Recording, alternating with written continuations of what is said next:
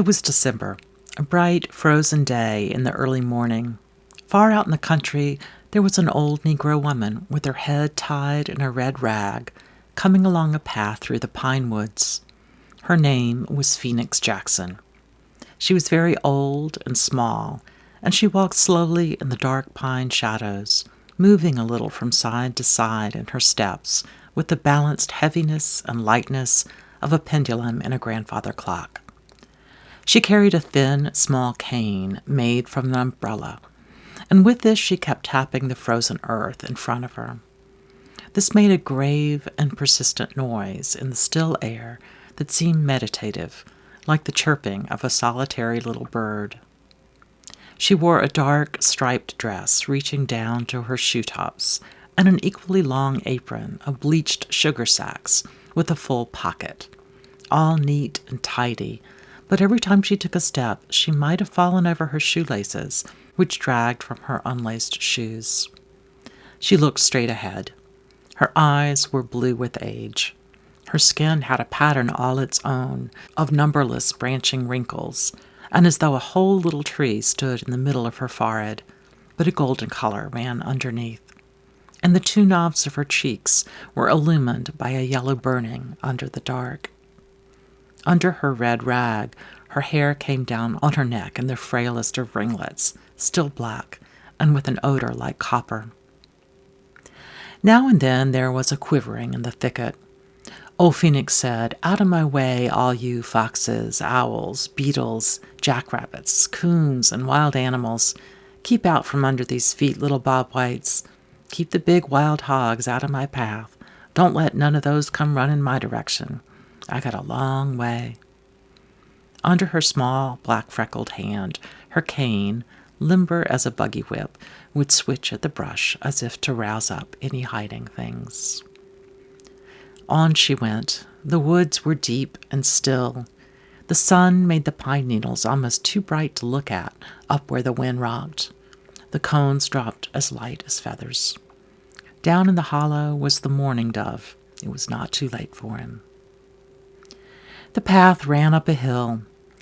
"Seem like there is chains about my feet time I get this far," she said, in the voice of argument old people keep to use with themselves.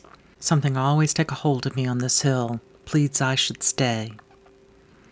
After she got to the top, she turned and gave a full, severe look behind her where she had come. "Up through pines," she said at length. "Now, down through oaks." Her eyes opened their widest, and she started going down gently. But before she got to the bottom of the hill, a bush caught her dress. Her fingers were busy and intent, but her skirts were full and long, so that before she could pull them free in one place, they were caught in another. It was not possible to allow the dress to tear. "I in the thorny bush," she said. "Thorns, you doin' your appointed work. Never want to let folks pass, no, sir. Old eyes thought you was a pretty little green bush." Finally, trembling all over, she stood free, and after a moment dared to stoop for her cane. "Sun so high," she cried, leaning back and looking, while the thick tears went over her eyes. "The time getting all gone here." At the foot of this hill was a place where a log was laid across a creek. "Now comes the trial," said Phoenix. Putting her right foot out, she mounted the log and shut her eyes.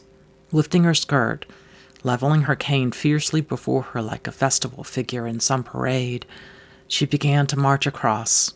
Then she opened her eyes, and she was safe on the other side. "I wasn't as old as I thought," she said. But she sat down to rest. She spread her skirts on the bank around her and folded her hands over her knees. Up above her was a tree in a pearly cloud of mistletoe. She did not dare to close her eyes, and when a little boy brought her a plate with a slice of marble cake on it, she spoke to him. "That would be acceptable," she said. But when she went to take it, there was just her own hand in the air. So she left that tree and had to go through a barbed wire fence. There she had to creep and crawl, spreading her knees and stretching her fingers like a baby trying to climb the steps. But she talked loudly to herself. She could not let her dress be torn now, so late in the day, and she could not pay for having her arm or her leg sawed off if she got caught fast where she was. At last she was safe through the fence and risen up in the clearing. Big dead trees, like black men with one arm, were standing in the purple stalks of the withered cotton field. There sat a buzzard. "Who you watchin'?" In the furrow she made her way along. "Glad this not the season for bulls," she said, looking sideways, "and the good Lord made his snakes to curl up and sleep in the winter. A pleasure I don't see no two-headed snake coming around that tree where it came once. It took a while to get by him back in the summer." She passed through the old cotton and went into a field of dead corn. It whispered and shook and was taller than her head. Through the maze now, she said, for there was no path. Then there was something tall, black, and skinny there, moving before her. At first she took it for a man. It could have been a man dancing in the field, but she stood still and listened, and it did not make a sound. It was as silent as a ghost. "Ghost," she said sharply, "who be you the ghost of? For I've heard of nary death close by." But there was no answer, only the ragged dancing in the wind. She shut her eyes, reached out her hand, and touched a sleeve. She found a coat, and inside that an emptiness, cold as ice. "You scarecrow," she said. Her face lighted. "I ought to be shut up for good," she said with laughter. "My senses is gone. I too old. I the oldest people I ever know." "Dance, old scarecrow," she said, "while I dancin' with you." She kicked her foot over the furrow, and with mouth drawn down, shook her head once or twice in a little strutting way. Some husk flew down and whirled in streamers about her skirts. Then she went on, parting her way from side to side with a cane through the whispering field. At last she came to the end, to a wagon track where the silver grass blew between the red ruts. The quail were walking around like pullets, seeming all dainty and unseen. "Walk pretty," she said. "This the easy place, this the easy going." She followed the track, swaying through the quiet bare fields, through the little strings of trees, silver in their dead leaves, past cabins silver from the weather, with the doors and windows boarded shut, all like old women under a spell, sitting there. "I walking in their sleep," she said, nodding her head vigorously. In a ravine she went where a spring was silently flowing through a hollow log. Old Phoenix bent and drank. "Sweet gum makes the water sweet," she said, and drank more. "Nobody know who made this well, for it was here when I was born." The track crossed a swampy part where the moss hung as white as lace from every limb. "Sleep on, alligators, and blow your bubbles." Then the cypress trees went into the road, deep, deep, and went down between the high green-colored banks. Overhead the live oaks met, and it was as dark as a cave. A big black dog with a long tongue came up out of the weeds by the ditch. She was meditating, and not ready, and when he came at her, she only hit him a little with her cane. Over she went in the ditch, like a little puff of milkweed. Down there her senses drifted away. A dream visited her, and she reached her hand up, but nothing reached down and gave her a pull. So she lay there and presently went to talking. "Old woman," she said to herself, "that black dog come up out of the weeds to stall you off, and now there he's sitting on his fine tail, smiling at you." A white man finally came along and found her. A hunter, a young man with his dog on a chain. "Well, Granny," he laughed, "what you doing there?"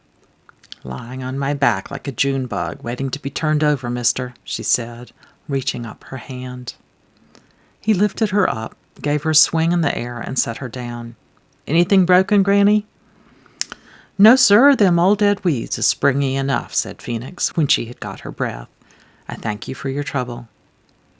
"Where do you live, Granny?" he asked, while the two dogs were growling at each other.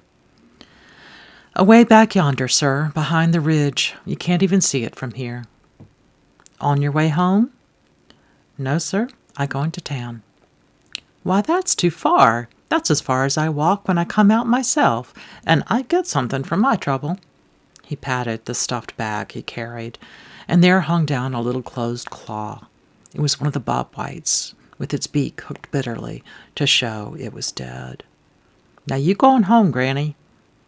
"I'm bound to go to town, mister," said Phoenix. "The time come around." He gave another laugh, filling the whole landscape. "I know you old colored people wouldn't miss going to town to see Santa Claus." But something held old Phoenix very still. The deep lines in her face went into a fierce, indifferent radiation. Without warning, she had seen with her own eyes a flashing nickel fall out of the man's pocket onto the ground. "How old are you, Granny?" he was saying. "There's no telling, mister," she said, "no telling." Then she gave a little cry and clapped her hands and said, "Get on away from here, dog. Look at that dog." She laughed as if in admiration. "He ain't scared of nobody. He's a big black dog." She whispered, "Sick him." "Watch me get rid of that cur," said the man. "Sick him, Pete, sick him." Phoenix heard the dogs fighting and heard the man running and throwing sticks. She even heard a gunshot, but she was slowly bending forward by that time, further and further forward, the lids stretched down over her eyes as if she were doing this in her sleep. Her chin was lowered almost to her knees. The yellow palm of her hand came out from the fold of her apron. Her fingers slid down and along the ground under the piece of money with the grace and care they would have in lifting an egg from under a setting hen. Then she slowly straightened up. She stood erect, and the nickel was in her apron pocket. A bird flew by. Her lips moved. "God watching me the whole time. I come to stealing." The man came back, and his own dog panted about them. "Well, I scared him off that time," he said, and then he laughed and lifted his gun and pointed it at Phoenix. She stood straight and faced him. "Doesn't the gun scare you?" he said, still pointing it. "No, sir. I seen plenty go off closer by in my day, and for less than what I done," she said, holding utterly still. He smiled and shouldered the gun. "Well, Granny," he said, "you must be 100 years old and scared of nothing. I'd give you a dime if I had any money with me. But you take my advice and stay home, and nothing will happen to you." "I'm bound to go on my way, mister," said Phoenix. She inclined her head in the red rag. Then they went in different directions, but she could hear the gun shooting again and again over the hill. She walked on. The shadows hung from the oak trees to the road like curtains. Then she smelled wood smoke and smelled the river, and she saw a steeple and the cabins on their steep steps. Dozens of little black children whirled around her. Their head was snatches, shining. Bells were ringing. She walked on. In the paved city, it was Christmas time. There were red and green electric lights strung and crisscrossed everywhere, and all turned on in the daytime. Old Phoenix would have been lost if she had not distrusted her eyesight and depended on her feet to know where to take her. She paused quietly on the sidewalk where people were passing by. A lady came along in the crowd, carrying an armful of red, green, and silver-wrapped presents. She gave off perfume like the red roses in hot summer, and Phoenix stopped her. "Please, missy, will you lace up my shoe?" She held up her foot. "What do you want, Grandma?" "See my shoe," said Phoenix. "Do all right for out in the country, but wouldn't look right to go in a big building." "Stand still then, Grandma," said the lady. She put her packages down on the sidewalk beside her and laced and tied both shoes tightly. "Can't lace them with a cane," said Phoenix. "Thank you, missy. I doesn't mind asking a nice lady to tie up my shoe when I gets out on the street." Moving slowly and from side to side, she went into a big building and into a tower of steps where she walked up and around until her feet knew to stop. She entered a door, And there she saw nailed up on the wall the document that had been stamped with the gold seal and framed in the gold frame, which matched the dream that was hung up in her head. "Here I be," she said. There was a fixed and ceremonial stiffness over her body. "A charity case, I suppose," said an attendant who sat at the desk before her. But Phoenix only looked above her head. There was sweat on her face. The wrinkles in her skin shone like a bright net. "Speak up, Grandma," the woman said. "What's your name? We must have your history, you know. Have you been here before? What seems to be the trouble with you?" Old Phoenix only gave a twitch to her face as if a fly were bothering her. "Are you deaf?" cried the attendant. But then the nurse came in. "Oh, that's just old Aunt Phoenix," she said. "She doesn't come for herself. She has a little grandson. She makes these trips just as regular as clockwork. She lives away back off the old Natchez Trace." She bent down. "Well, old Aunt Phoenix, why don't you just take a seat? We won't keep you standing up after your long trip." She pointed. The old woman sat down, bolt upright in her chair. "Now, how's the boy?" asked the nurse. Old Phoenix did not speak. I said, "How's the boy?" But Phoenix only waited and stared straight ahead, her face very solemn and withdrawn into rigidity. "Is his throat any better?" asked the nurse. "Aunt Phoenix, don't you hear me? Is your grandson's throat any better since the last time you came for the medicine?" With her hands on her knees, the old woman waited, silent, erect, and motionless, just as if she were in armor.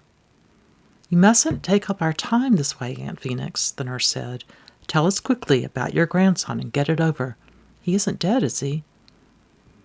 At last there came a flicker, and then a flame of comprehension across her face, and she spoke. "My grandson. It was my memory had left me. There I sat and forgot why I made my long trip." "Forgot?" the nurse frowned. "After you came so far?" Then Phoenix was like an old woman begging a dignified forgiveness for waking up frightened in the night. "I never did go to school. I was too old at the surrender," she said in a soft voice. "I'm an old woman without an education. It was my memory fail me. My little grandson, he's just the same, and I forgot it in the coming." "Throat never heals, does it?" said the nurse, speaking in a loud, sure voice to old Phoenix. By now she had a card with something written on it, a little list. "Yes, swallowed lie. When was it? January, 3 years ago?" Phoenix spoke, unasked now. "No, missy, he not dead. He just the same. Every little while his throat began to close up again, and he not able to swallow. He not get his breath. He not able to help himself. So the time come around and I go on another trip for the soothing medicine." "All right, the doctor said as long as you came to get it, you could have it," said the nurse. "But it's an obstinate case. My little grandson, he sit up there in the house all wrapped up, waiting by himself," Phoenix went on. "We's the only two left in the world. He suffer, and it don't seem to put him back at all. He got a sweet look. He's gonna last. He wear a little patch quilt and peep out, holding his mouth open like a little bird. I remember so plain now. I'm not going to forget him again. No, the whole enduring time. I could tell him from all the others in creation." "All right." The nurse was trying to hush her now. She brought her a bottle of medicine. "Charity," she said, making a check mark in the book. Old Phoenix held the bottle close to her eyes and then carefully put it into her pocket. "I thank you," she said. "It's Christmas time, Grandma," said the attendant. "Could I give you a few pennies out of my purse?" 5 pennies is a nickel," said Phoenix stiffly. "Here's a nickel," said the attendant. Phoenix rose carefully and held out her hand. She received the nickel and then fished the other nickel out of her pocket and laid it beside the new one. She stared at her palm closely, with her head on one side. Then she gave a tap with her cane on the floor. "This is what come to me to do," she said. "I'm going to the store and buy my child a little windmill they sells, made out of paper. He's going to find it hard to believe there's such a thing in the world. I'll march myself back where he is waiting, holding it straight up in this hand." She lifted her free hand, gave a little nod, turned around, and walked out of the doctor's office. Then her slow step began on the stairs, going down.